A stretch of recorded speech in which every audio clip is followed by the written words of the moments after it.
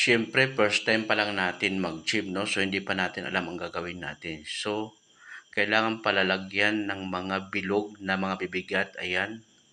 Yan 10 kilos yan. So, yan ang ilalagay magkabilaan para magamit natin yung machine na yan. So, ganito lang ang gagawin. Siyempre sasakyan mo yan. Hindi mo magagamit 'pag di ka sumakay. Then, hilain mo lang ganyan, ayan. Gano'n lang kasimple.